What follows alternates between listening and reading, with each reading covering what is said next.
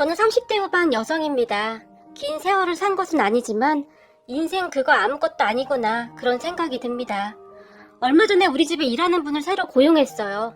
남편과 저는 맞벌이를 하기에 살림을 할 시간이 많이 부족해요. 남편은 대기업 직원인데 하루 종일 정말 바쁘거든요. 그리고 저는 우리 아버지가 운영하는 회사를 다니고 있어요. 그렇게 큰 회사는 아니지만 우리 아버지가 열심히 일궈온 소중한 곳이에요. 저도 그 안에서 나름 직책을 가지고 일을 하기 때문에 하루하루가 바쁠 수밖에 없어요. 그런 이유로 아들은 친정엄마가 돌봐주고 있고요. 그리고 살림해주는 이모님이 일주일에 3, 4일 정도 와서 봐주고 있고요. 친구들을 보면 집안일 안 한다고 서로 싸운다는데 우리는 그런 문제를 그냥 그렇게 해결하기로 협의를 봤어요. 차라리 그 시간에 아들과 더 놀아주자 그런 마음이 더 컸거든요. 그렇게 우리는 잘 지내고 있었는데 어느 날 저기 미안한데 내가 몸이 안 좋아서 일을 더 못할 것 같아요. 무릎이 계속 안 좋아져서 수술을 해야 한다고 하네요. 참 잘해줬는데 미안해서 어쩌죠? 살림을 도와주시는 이모님이 미안한 표정으로 말을 했어요. 그러고 보니 이모님이 연세가 꽤 많았던 것을 제가 잊고 있었네요. 이모님은 음식도 잘하시고 모든 것을 정말 잘하셔서 우리 부부가 많이 좋아했었거든요. 그런 이모님을 보며 어떡해요? 수술할 정도면 심각한 거 아니에요? 제가 걱정스러운 듯이 물었어요. 아니에요. 인공관절 그거 하면 금방 좋아진다고 하니까 괜찮을 거예요. 이모님은 정말 미안하다는 듯이 몇 번이나 사과를 했어요. 그동안 집안일을 도와주는 이모님들을 많이 봐왔지만 이모님만큼 열심히 해주는 분은 없었거든요. 연세가 꽤 있었음에도 불구하고 저에게 절대 반말을 사용하지도 않았고 꼭 존댓말을 사용할 정도로 예의도 발랐고요. 우리 입장에서는 정말 아쉬울 수밖에 없었어요. 하지만 아프시다는 걸 어쩌겠습니까? 그런 이모님을 보며 이모님, 그럼 우리가 수술 잘하는 병원 좀 알아봐 드릴까요? 그동안 너무 잘해주셔서 제가 이모님께 물어봤어요. 아닙니다. 괜찮습니다. 우리 아들이 병원을 다 예약해놨더라고요. 일도 그만하라고 한 난리를 쳐서 다 나아도 이제 못할 것 같아요. 이모님이 활짝 웃으며 말을 했는데 이모님은 아들 얘기만 나오면 입술이 저절로 올라간답니다. 이모님의 아들은 힘든 환경 속에서 공부도 잘했고 회사도 대기업에 다니고 있거든요. 거기다가 효심은 또 얼마나 좋은지 이모님에게 그렇게 잘할 수가 없다고 해요. 그런 이모님에게 네, 그렇긴 하네요. 아드님이 어련히 알아서 잘했을까요? 제가 그런 아들을 칭찬하자 이모님은 그저 좋아서 어쩔 줄을 몰라 합니다. 그런 이모님이 그만두시고 다시 전문업체에 의뢰를 했고 한 일주일쯤 지나서 아주머니 한 분이 면접을 보겠다며 오셨어요. 면접이라고 해봤자 그냥 통성명 정도 하는 정도였지만 말이죠. 그리고 얼마 후 우리 집으로 새로 일을 하시게 될 분이 인사를 왔는데 집에 들어서던 그분을 보는데 어딘지 모르게 낯이 익었어요. 마치 어디선가 본 듯한 그런 얼굴이었어요. 그런데 아무리 생각해도 기억이 안 났어요. 대화를 해보니 그전 이모님과는 모든 것이 너무나 달랐어요. 말투와 행동하는 것조차도 썩 마음에 들지가 않았거든요. 그래서 그분에게 죄송한데 저희 집과는 조금 안 맞는 것 같은데 다른 집을 알아봐 주시겠어요? 라고 제가 말을 했는데요.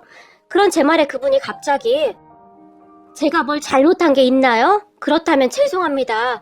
제가 인상은 이래도 일은 정말 잘합니다. 그러니까 저 일 좀 하게 해주세요. 그분이 저에게 부탁을 했지만 그분에게 몇 번이나 거절 의사를 표시했어요. 제가 일하는 분을 몇 분 만나봤는데 서로 맞지 않으면 굉장히 불편하더라고요. 하지만 그분은 계속해서 저에게 열심히 하겠습니다. 제발 부탁 좀 드릴게요. 거의 빌다시피 했어요. 그리고 마음이 약했던 저는 이렇게까지 하시면 제가 뭐라 할 말이 없네요. 알겠어요. 그럼 앞으로 잘 부탁드릴게요. 라며 제가 마지못해 허락을 했어요. 그런 제 말에 그분이 어찌나 고마워하던지 오히려 제가 미안할 정도였는데요. 그런데 저는 그분에게 그다지 마음이 가진 않았어요. 이 첫인상이라는 것이 꽤 오래 가거든요. 그래서였는지 저는 그분이 참 불편했어요. 하지만 저는 한참 후에야 그분이 왜 그리도 마음에 들지 않았는지 알게 되었어요. 이게 말이죠. 사람의 기억이라는 것은 참 대단한 것이더라고요. 특히 정말 안 좋은 사람에 대한 기억은 잘 잊혀지지가 않더라고요. 설령 그 사람이 얼굴이 많이 바뀌었다고 해도 그 사람에게서 풍겨오는 이미지나 품성까지 바뀌지는 않았을 테니까요. 맞습니다. 저는 그때 그분을 채용하지 말았어야 했어요. 그분과 저는 악연으로 묶여있던 사람들이었으니까요. 단지 서로를 한눈에 알아보지 못했을 뿐이고 말이죠. 그 사람과 저의 인연은 거의 20년 전쯤으로 거슬러 올라갑니다. 저는 대학을 졸업하고 남자친구와 함께 유학을 가기로 했었어요. 그때 당시 아빠 회사가 잘 운영되고 있었고 제가 우리 집의 외동딸이었기 때문에 나중에 회사 운영을 하려면 조금 더 넓은 곳에서 공부를 해야 한다며 아빠가 유학을 가라고 했어요. 하지만 그때 당시 만나던 남자친구가 있었고 그 남자친구를 두고 못 가겠다고 아빠와 말다툼을 하게 되었어요. 그러다가 결국 아빠가 두 손 두 발을 다 들었고 남자친구를 집에 초대했어요. 아빠는 남자친구가 어떤 사람인지 확인을 하려고 했겠죠. 그렇게 남자친구가 우리 집에 와서 우리 부모님을 여러 번 만났고 남자친구 집안이 딱히 잘 살지는 않지만 사람이 나빠 보이지는 않는다며 아빠가 둘이 같이 유학을 가면 어떻겠냐며 제안을 했어요. 그 말에 남자친구가 좋아한 것은 말할 것도 없고 말이죠. 남자친구 부모님도 정말 좋아했어요. 그때 당시 유학 가서 쓰는 학비와 상당한 것을 우리 아빠가 해주기로 했었거든요. 사실 남자친구 입장에서는 굉장히 좋은 조건이었고 남자친구 부모님들도 저를 공주 떠받들듯이 그렇게 잘할 수가 없었어요. 그때가 남자친구와 제가 대학 3학년 때였으니까 졸업을 하면 곧장 유학길에 오를 생각이었어요. 하지만 얼마 후 저는 남자친구 가족들이 얼마나 가식적인지 알게 되었어요. 그렇게 잘 나가던 우리 아빠 사업이 제가 졸업을 하던 그 해부터 기울기 시작했어요. 그러면서 점점 안 좋아져 갔는데 그로 인해 우리의 유학도 포기해야 했어요. 아빠 사업이 그 지경인데 유학을 갈 수 있는 환경이 아니었거든요. 그리고 제가 저기 우리 유학 못 갈 것 같아. 남자친구에게 어렵게 말을 꺼냈어요. 뭐? 왜? 나는 준비 다 됐는데? 남자친구는 무슨 말을 하냐는 듯이 제게 물었어요. 남자친구는 유학 갈 생각에 아주 부풀어 있었거든요. 그런 남자친구에게 우리 아빠 사업이 좀 잘못된 것 같아. 지금 많이 힘들어져서 유학 못 갈 것 같아. 제가 눈물까지 글썽이며 말을 했고 뭐? 니네 아빠 사업 엄청 잘 나가잖아. 그런데 어떻게 하루아침에 그렇게 될 수가 있어? 네가 잘못 알고 있는 거 아니야? 남자친구가 놀라서 물었어요. 모르겠어. 전부터 조금씩 어려워지고 있었다는데 요즘 갑자기 더 심해졌나 봐. 나도 지금껏 이런 일은 처음이라 적응이 안 돼. 제가 결국 눈물까지 흘리며 말을 했어요. 그럼 우리 유학은 어떡해? 우리 엄마가 여기저기 유학 간다고 다 자랑하고 다녔는데 미치겠네. 남자친구가 짜증 섞인 투로 말을 했어요. 어쩔 수 없지 뭐. 나중에 사업 나아지면 그때 가야지. 제가 그런 남자친구에게 힘겹게 말을 했는데요. 남자친구는 저에게 어떠한 위로나 우리 집 안부도 묻지 않았어요. 다만 큰일 났네. 우리 엄마 엄청 화낼 것 같은데. 우선 알았어. 오늘은 그냥 일찍 집에 들어가라. 나도 집에 가서 부모님께 말해야 하니까. 라고 말을 하더니 그냥 쌩하고 가버렸어요. 기분이 상당히 나쁘더라고요. 그때 처음 남자친구에게 실망을 했던 것 같아요. 그동안 제가 생각하던 사람이 아닐지도 모른다는 그런 생각이 들기 시작했거든요.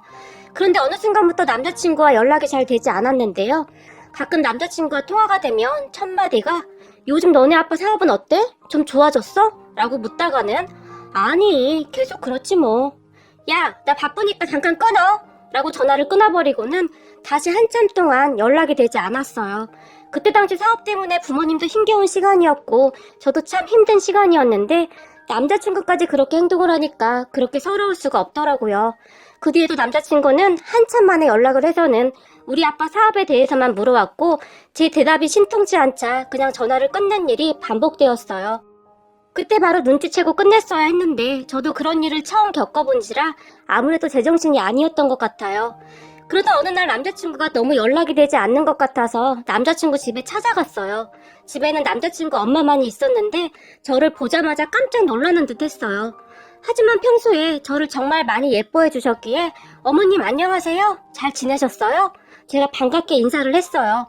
그런데 남자친구 엄마의 표정은 싸늘하다 못해 사납게 구겨졌는데요. 네가 여긴 웬일이냐? 라며 저에게 쏘아붙였어요. 그런 남자친구 엄마를 보며 어머님 무슨 일 있으세요? 제가 당황한 채 물었고 우리 소우 집에 없는데 무슨 일이니? 그게 아니라 요즘 수호씨가 연락이 잘 안 돼서요. 눈치가 이렇게 없어서야. 연락이 안 되면 그런 줄 알아야지. 여기가 어디라고 찾아오길. 남자친구 엄마가 혼잣말을 하듯이 말을 했는데 마치 제가 듣기를 바란다는 듯이 큰 목소리로 말을 했어요. 남자친구 엄마의 말을 네? 어머님 무슨 말씀이세요? 제가 다시 물었어요. 그리고 문 밖에서 시끄럽다고 생각이 되었던지 우선 안으로 들어오거라. 동네방네 시끄럽잖니? 라며 짜증을 냈어요. 그렇게 제가 안으로 들어갔는데요. 소파를 가리키며 앉아라. 근데 딱히 먹을 게 없는데 물이라도 한 잔 주랴? 라고 물었어요. 네, 저는 괜찮아요. 제가 눈치를 보며 말을 했는데요. 저는 그때 그곳을 당장 뛰쳐나왔어야 했어요. 지금 생각해보니 눈치가 없긴 없었네요. 그렇게 물을 가지고 온 남자친구 엄마가 제 앞에 물을 한 잔 내려놓고 당신 앞에도 한 잔 내려놓더니 자리에 앉았어요. 그래, 무슨 일이니? 수호씨가 연락이 계속 안 돼서요. 너는 그렇게 눈치가 없어서 어떡하니? 연락이 안 되면 남자 마음이 떠난 줄 알고 눈치를 채야지. 그걸 모르고 있어? 공주처럼 자라서 네가 아직도 공주인 줄 착각하나 본데 니네 아버지 회사 망했다며. 근데도 이렇게 눈치가 없어서 어떡하니 그래? 남자친구 엄마가 저를 위아래로 훑어보면서 말을 했어요. 그런 남자친구 엄마의 말에 네? 수호씨 마음이 떠났다니요. 저한테는 그런 말 한 적 없는걸요? 제가 놀라서 물었고 그러니까 네가 걱정이라는 거야. 어쩌면 그렇게 눈치가 없을 수가 있냔 말이다. 그리고 우리 수호 곧 결혼해서 유학 간다. 남자친구 엄마 입에서 그 말이 툭 하고 튀어나왔는데요. 그 말에 제가 깜짝 놀란 채 네? 결혼이라니요? 라고 물었어요. 얼마 전에 선 봤는데 그쪽 집에서 우리 수호를 아주 마음에 들어해서 그렇게 됐다. 그쪽 집안에서 딸을 유학 보내야 한다고 해서 결혼도 서두르게 됐다. 라고 말을 했고 그 말에 제가 혼비백산한 채 벌떡 일어났는데요. 남자친구 엄마가 그런 저를 억지로 다시 앉히고는 너 잘 들어. 니네 집 쫄딱 망했는데 우리 수호 그런 집에 못 보낸다. 아직 젊은데 생고생 시킬 일이니? 네가 서운해할 필요도 없어. 사람이라면 당연한 거 아니겠니? 빠른 길 두고 왜 힘들게 빙빙 돌아가겠니? 그러니까 그렇게 알고 너도 빨리 마음 정리하거라. 남자친구 엄마가 마치 저에게 경고라도 하듯이 말을 했어요. 저기 제가 우선 수호씨 만나서 얘기를 들어봐야 할 것 같아요. 우리 아직 헤어지지도 않았어요. 뭔가 잘못된 것 같아요. 라며 제가 다시 벌떡 일어났는데요. 그 순간 남자친구 엄마가 앞에 있던 물컵을 들더니 제 얼굴에 확 끼얹어 버렸어요. 그리고는 너 지금까지 내 말 못 들었어? 우리 수호 결혼한다고. 그러니까 앞으로 우리 수호 앞에 나타날 생각도 하지 마. 그러기만 해봐. 내가 너 아주 가만 안 둘 거야. 집안도 쫄딱 망한 게 어디서 재수없게 날뛰어 날뛰긴. 이라며 소리를 질렀어요. 남자친구 엄마에게 물벼락을 맞으니 순간 정신이 번쩍 들더라고요. 살면서 물벼락을 맞은 게 그때가 처음이자 마지막이었으니까요.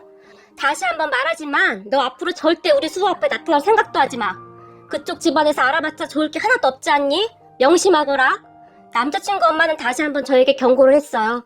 그렇게 물벼락을 맞고 그 집을 나서는데 눈물도 나지 않았어요. 사실 그때 이후로 저는 조금 더 강해졌던 것 같아요. 그동안 부모님 품에 쌓여서 세상 물정 모르고 살았는데 세상이 어떤 곳인지를 똑바로 알게 되었거든요. 그리고 저는 남자친구와 그렇게 헤어졌어요. 제가 남자친구 집에 왔다 갔다는 말을 분명히 들었을 텐데도 남자친구는 전화 한 통 없었거든요. 그리고 소문에 의하면 남자친구는 곧 결혼을 하고 유학을 떠났다고 했어요.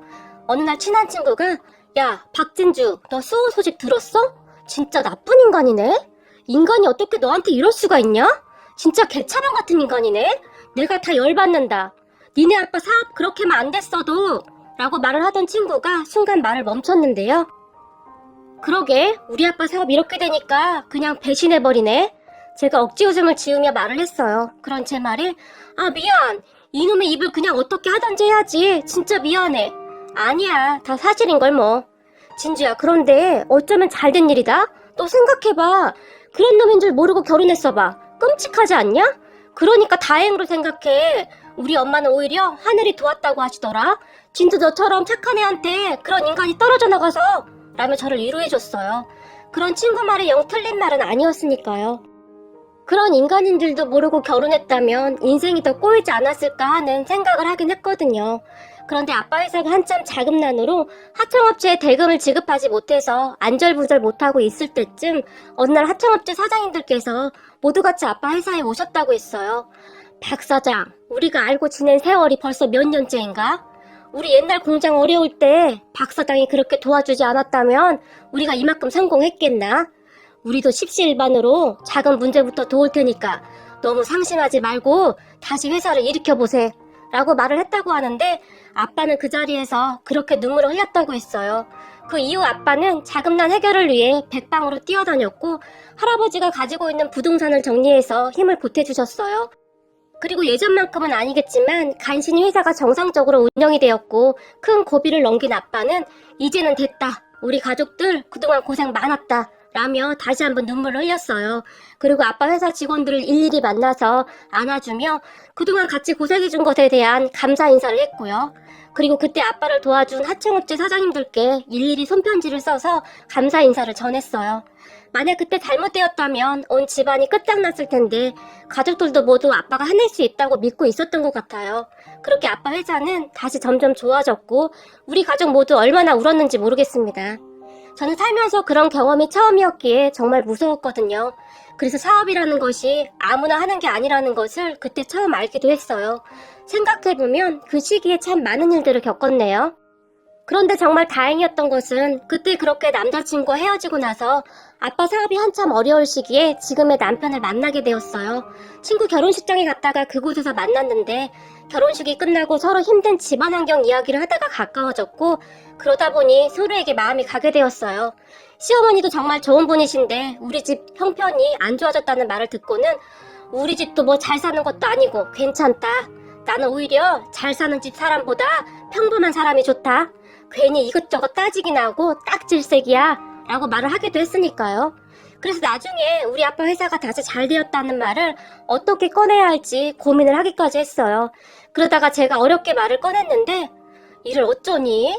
우리 집은 가진 게 별로 없는데 걱정이 태산이구나 라며 시어머니가 한숨까지 쉬셨거든요. 그냥 너무 순박한 분이세요. 물론 지금도 그렇고요. 정말 낡은 아파트에 사시는데 우리가 집을 따로 마련해드린다고 해도 내가 이룬 게 아닌데 그냥 막 받을 순 없다 라며 딱 잘라 말을 하기도 하셨어요. 정말 대쪽 같은 분이세요. 우리 부모님도 그런 시어머니를 많이 존중해 주시는 편이고요. 남편도 그런 시어머니 밑에서 자라서 그런지 정말 바르게 잘 자랐어요. 우리 부모님은 그때 전 남친과 헤어진 건 천운이었다며 우리 남편에게 그렇게 잘할 수가 없어요. 우리는 그렇게 정말 행복한 시간이었는데요. 그런데 어느 날 평소보다 조금 일찍 퇴근을 해서 집에 갔는데 그날 그 사람을 보면서 그 끔찍한 기억들이 다시 떠올랐어요. 도우미 이모님이 누군가와 통화를 하고 있었는데 이번에는 봉 잡았어. 이 집 옆편네가 사람이 맹해서 그냥 대충 해도 별말도 안 해. 그냥 돈만 많아서 세상 물정 하나도 모르는 거지. 어쨌든 돈 좀 빌려줘봐. 당장 급해서 그래. 라고 말을 하더니 상대방이 돈이 없다고 했던지 내가 우리 수호만 그리 되지 않았어도 이렇게 안 사는데 라는 말을 했어요. 그 말을 듣는 순간 정신이 번쩍 들더라고요. 그리고 도우미 이모님을 처음 뵀던 그날 낯이 많이 익었던 이유를 알게 되었어요. 전에 저에게 물벼락을 내리쳤던 그 전남친 엄마였던 것이죠. 그래서 제가 왜 몰라봤을까 하고 한참을 생각해봤는데요. 세월도 세월이었지만 도대체 그동안 살면서 무슨 일이 있었던 것인지 얼굴이 엉망이더라고요. 그랬으니 제가 한눈에 알아보지 못했던 것이겠죠. 그 사람은 삶이 평탄치 못하니 제정신이 아닌 듯 해보였어요. 하긴 자식이 그렇게 되었다는데 어떻게 제정신일 수가 있겠어요? 그때 제가 본 그 사람의 눈동자는 반쯤 풀려 있었거든요. 그 사람은 그렇게 제가 온 줄도 모르고 계속 통화를 하고 있었어요. 우리 수호가 그때 그렇게 사고만 안 났어도 지금 떵떵거리고 살 텐데 라며 울먹이기도 했어요. 그렇게 제가 주방으로 걸어갔는데요. 그 사람이 전화를 끊더니 오늘은 왜 이렇게 빨리 오셨어요? 깜짝 놀라서 물었어요. 그 말에 제가 식탁을 봤는데 식탁 위에 맥주캔에 과자에 엉망이더라고요. 맥주캔은 몇 개나 마셨는지 얼굴에 취기가 가득했고 말이죠. 그 사람을 보며 평소에도 이랬던 거예요? 하루 종일? 제가 조용히 말을 했어요. 그런 제 말에 아니에요. 오늘 처음 마신 거예요. 제가 속이 좀 상한 일이 있어서요. 놀라서 말을 했어요. 됐으니까 내일부터 오지 마세요. 제가 단호하게 말을 했고 사모님 왜 이러세요? 딱 한 번 실수잖아요? 라고 말을 하는데 이미 혀가 꼬일 대로 꼬여서 발음도 정확하지 않더라고요. 됐으니까 그만 나가보세요. 제가 딱 잘라서 말을 했지만 에이 더러워서 진짜 돈만 많으면 다야? 나보다 한참 어린 거지 어디서 꼬박꼬박 말대꾸야. 저에게 소리까지 질렀어요. 천성은 변하지 않는다고 하는 행동은 그대로더라고요. 저는 그저 기가 막혀서 됐으니까 이만 나가시죠. 제가 화까지 내면서 말을 했어요. 하지만 그 사람은 당신 너무 그렇게 잘난 척 하지마. 인생 어떻게 될지는 아무도 모르는 거거든. 우리 수호도 잘 나가던 사람이었어. 그런데 하루아침에 황천길로 갔다 이거야. 그러니까 당신도 남편 믿고 너무 까불지 마. 누가 알아? 당신 남편이 그렇게 되지 말라는 법이 없단 말이야. 남편 덕에 이렇게 사는 주제에 어디서 큰 소리야? 라며 헛구부러진 소리로 말을 했어요. 그 순간 저는 화가 치밀어 올랐고 문득 그 사람이 옛날 저에게 했던 행동이 떠올랐어요. 그리고 제가 식탁 위에 맥주가 담겨있던 컵을 들고는 그 사람 면상에 확 뿌려버렸어요. 그리고는 당장 나가! 아니면 그 소속된 회사에 전화해서 일마저도 못하게 할 수 있으니까 제가 소리를 질러버렸어요. 그 말에 그 사람이 얼굴에 묻은 맥주를 닦을 생각도 못하고 허겁지겁 나갔는데요. 그렇게 나가던 사람에게 그 사람이 가지고 온 가방을 집어던져 버렸어요. 그때 당한 수모를 그렇게 갚아주게 되어서 어찌나 속이 시원하던지 말이죠. 참 세상 일 어떻게 될지 모른다더니 그 사람을 이렇게 만나게 되다니요.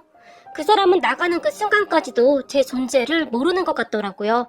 그리고 문득 궁금해졌어요. 저에게 황천길이라든지 그런 말을 했던 것이 말이죠. 그래서 곧바로 제 친구에게 전화를 해서는 난데 너 혹시 정수 소식 들은 거 있어? 제가 물었고 정수? 그 인간 얘기는 갑자기 왜 꺼내냐? 이름만 들어도 짜증나는데. 친구가 짜증까지 내면서 말을 했어요. 너 그 인간 소식 좀 수습은 좀 해줘봐. 갑자기 궁금해지네? 근데 갑자기 왜? 소식 확인하고 나한테 다시 전화하면 내가 설명해줄게.